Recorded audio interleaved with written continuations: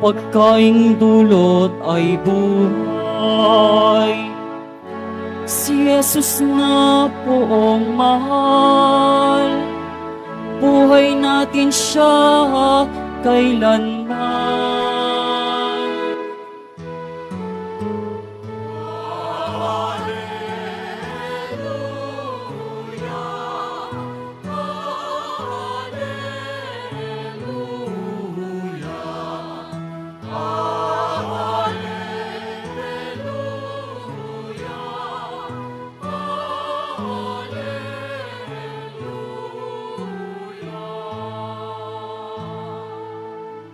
Sumainyo ang Panginoon. At sumayo rin. Ang mabuting balita ng Panginoon ayon kay San Juan. Papuri sa iyo, Panginoon. Noong panahong iyon, nagbubulong-bulungan ng mga Hudyo dahil sa sinabi ni Jesus, "Ako ang pagkaing bumaba mula sa langit." Sinabi nila, "Hindi ba ito si Jesus na anak ni Jose? Kilala natin ang kanyang ama't ina. Paano niya ngayong masasabi, 'Bumaba ako mula sa langit'?" Kaya't sinabi ni Jesus, "Huwag kayong magbulong-bulungan. Walang makalalapit sa akin, malibang dalhin siya ng amang nagsugo sa akin. At ang lalapit sa akin ay muli kong bubuhayin sa huling araw. Nasusulat sa aklat ng mga propeta, at silang lahat ay tuturuan ng Diyos.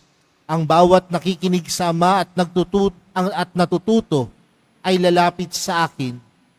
Hindi ito nangangahulugang may nakakita na sa Ama, yaong nagmula sa Diyos ang tanging nakakita sa Ama.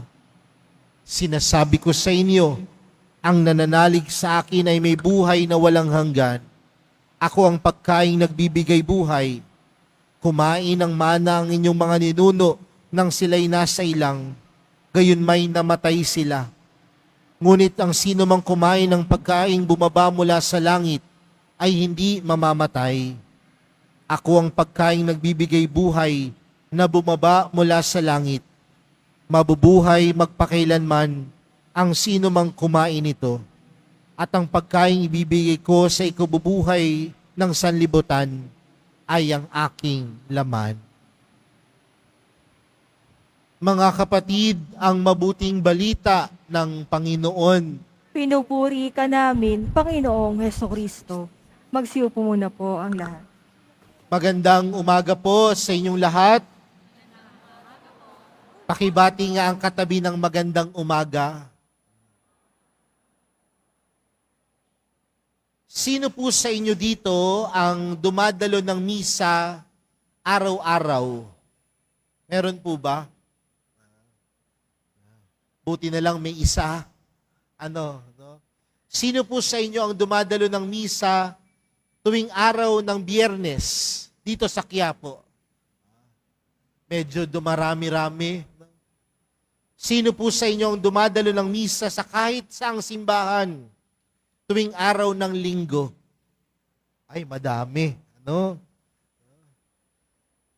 Tandaan natin mga kapatid, ang pagdalo ng banal na misa tuwing araw ng Linggo ay isang obligasyon bilang isang Kristiyano at Katoliko. Dahil pinaniniwalaan natin na ang araw ng Linggo ay araw ng pamamahinga at ang araw ng pamamahinga ay araw na inilalaan natin para sa Diyos. Pero wag lang sana natin makita mga kapatid na ang pagdalo ng banal na Eucharistia o banal na misa ay isa lamang obligasyon na pagkatapos nating dumalo, sasabihin natin sa ating sarili, tapos na ang obligasyon ko, magagawa ko na ang lahat. Pwede na ako mag-mall, matulog maghapon, tapos na ang obligasyon.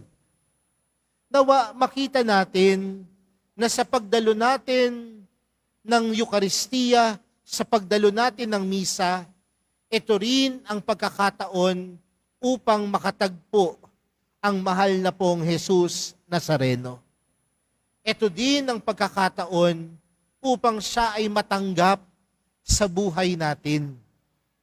Tandaan natin mga kapatid na sa araw-araw na ginawa ng Diyos, may kanya-kanya tayong pagsubok na hinaharap. Tama po ba? May kanya-kanya tayong problemang hinaharap. May kanya-kanya tayong sakit na hinaharap.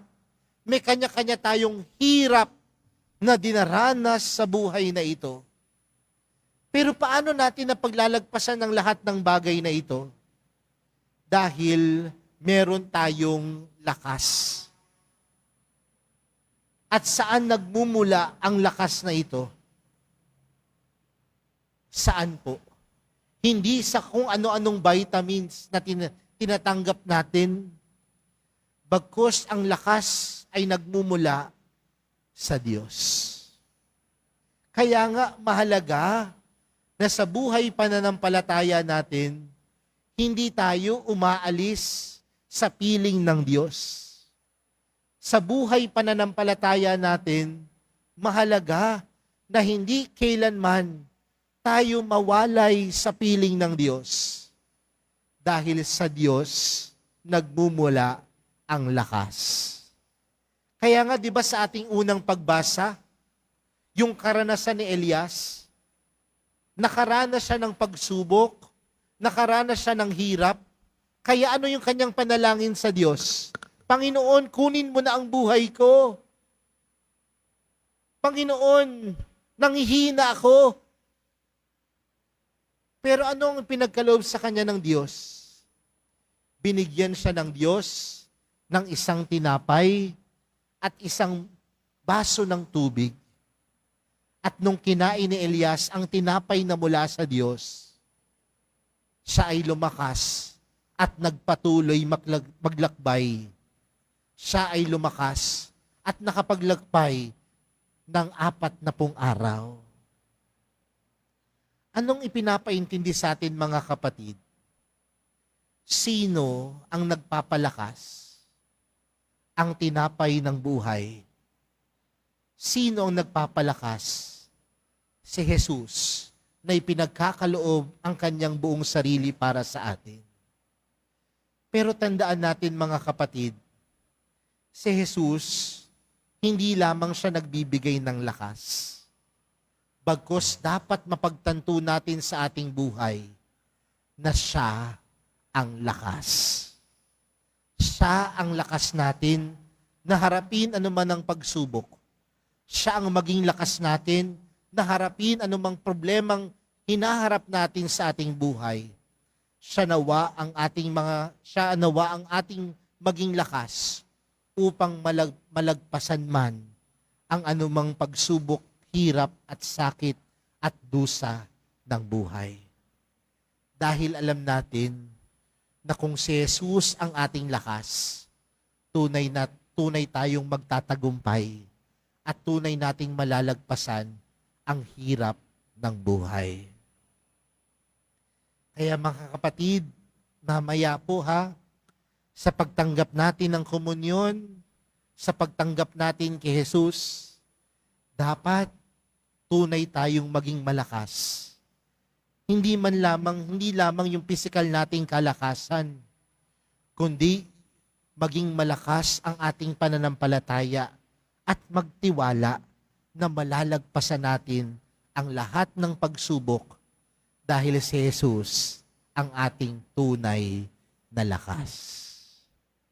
Jesus is not only the giver of the strength that we have, but Jesus is truly our strength. Mga kapatid, sinabi ng Panginoon sa ating ebanghelyo na ang pagkaing ipinagkakaloob ni Jesus ay ang kanyang sarili. At ang pagkaing ito ang magdadala sa atin hindi lamang upang maging matagumpay sa buhay na ito, kundi magdadala ito sa atin sa buhay na walang hanggan.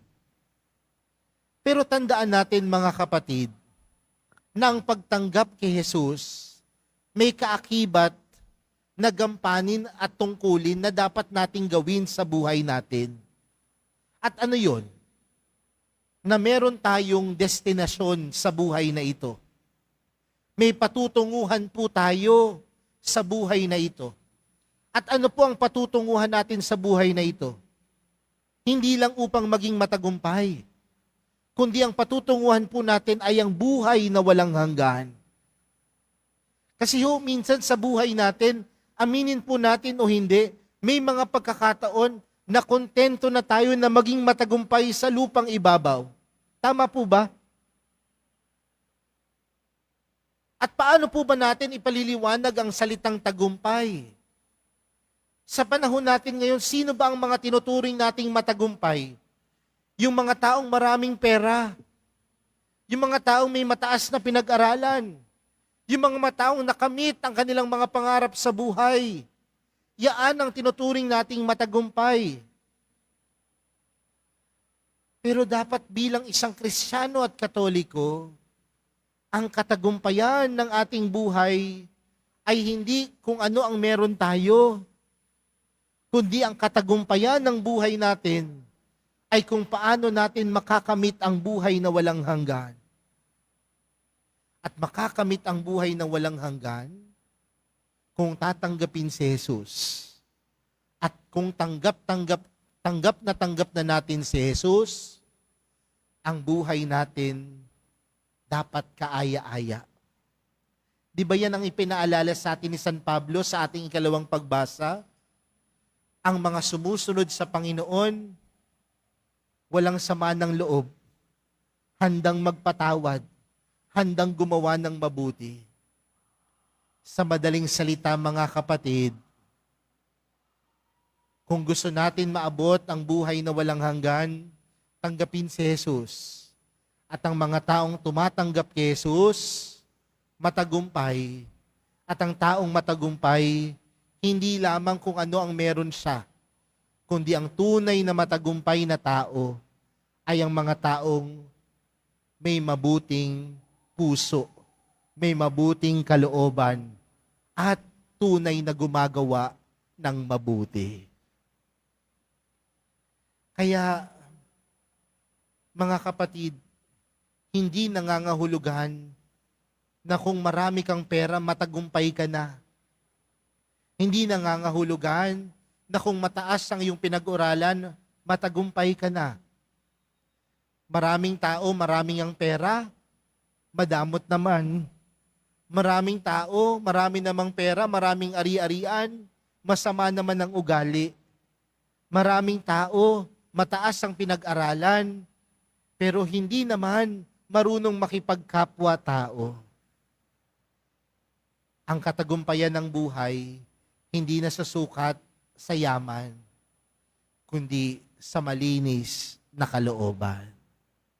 At ang may malinis na kalooban, tunay na tinatanggap si Jesus. Alam niyo po, minsan, nung ako po ay may parokya pa, nasa parokya pa, isang tanghali, bago kami mananghalian, may kumakatok po doon sa opisina ng parokya. Gutom na ho ako, manananghalian na. Kaya sabi ko doon sa mga staff, huwag nyo nang tanggapin, sarado na. Bumalik na lang siya mamayang alauna. Ayaw pong magpapigil nung babae. Kaya ako po yung lumabas. At nung nakita ko ho yung suot nung babae, napakasimple ho ng kanyang kasuotan, naka-duster, naka-tsinelas, napakasimple. Kaya sabi ko, ano ho bang kailangan ninyo? Sabi ho nung babae sa akin, pari po ba kayo? Sabi ko, opo, pari ho ako. Masungit ho yung dating ko. Sabi niya ho sa akin, Father, pwede ba kayo makausap? Sabi ko, hindi na po pwede. Tanghali na po eh. Manananghalian na po kami. Pero alam niyo po, ang sabi ng babae sa akin, magdo-donate po kasi kami, Father, ng 20,000. Pwede ko ho ba kayo makausap? Sabi ko, pwedeng-pwede. Hindi mo naman sinabi. Pero alam niyo po, pagkatapos po ng pag-uusap namin na yon, hiyang-hiya po ako sa sarili ko. Dahil para sa akin, may mga pagkakataon na tinitingnan natin ang ibang tao base sa kanilang estado, katayuan sa buhay, at kung paano natin sila pakikitunguhan.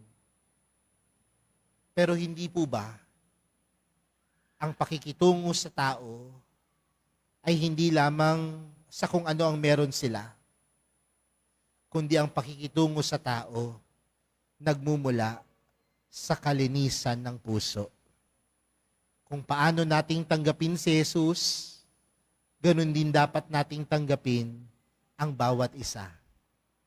May kababaan ng loob, may kalinisan ng puso, at tunay nating sinasabing, tinanggap ko ang katawan ni Jesus na magdadala sa akin sa buhay na walang hanggan. Mga kapatid, hindi po perpekto ang bawat buhay. May hirap, may unos, pero napaglalagpasan po natin ang lahat ng bagay dahil meron tayong pinanghahawakang lakas. At sino ang lakas na ito?